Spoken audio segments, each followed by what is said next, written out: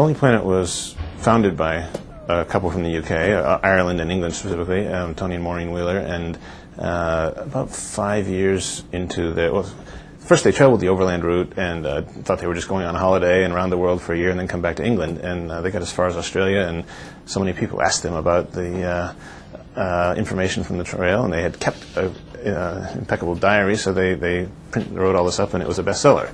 So at first they thought they just had a hobby to help. They thought they had a way to pay for their hobby, which was travel. And they thought each year, we'll produce another book, pay for another trip. And it was sort of 5 years before they really thought we had a real business here. But I guess it was somewhere around that 5-mile mark where they hired a fellow who had publishing expertise, and the idea was that he would stay home and run the business while they were out doing the traveling and the writing and the researching.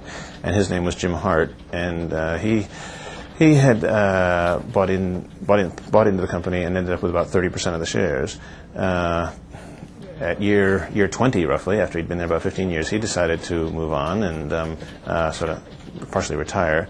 And so the search was begun for a buyer for his shares. And it was quite a difficult task, I think, for the Wheelers, because although the shareholders' agreement was quite strong in their favor and it gave them full control over who could be sold to, they really wanted a partner that they could work closely with and that shared their values. And, of course, most of the people that knocked on the door were sort of venture capital funds and people like that all had in their charter that they will only invest in things with a clear exit mechanism. And so they wanted a commitment from the Wheelers that they would either publicly list or do some other private sale within a fixed time period.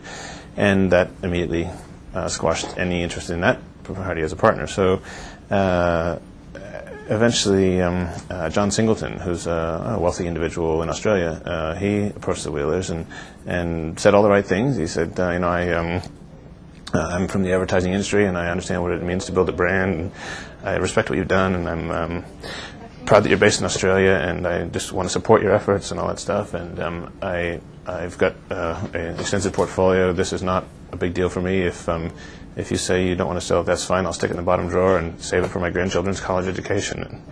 And he also said things like, you guys have built a successful business. You know what you're doing. I'm happy to answer questions if you want, but I'm not going to be meddling. And so that was the perfect partner. And he bought about 13%, just a little bit less than 13%. And as he was quoted in the paper, when they asked how much did you pay for it, he said plenty. Well, actually, I think he got a pretty good deal, to tell you the truth. But then now the current situation is that the Wheelers are interested in selling another 10%, roughly, and partly to raise some funds for their own personal use, and partly to have some more cash to inject into the business. But over the years, they've always plowed essentially everything back into the business. They drew minimal salaries and no dividends, and when I started here in 1993, they were drawing less than the average graduating MBA salary.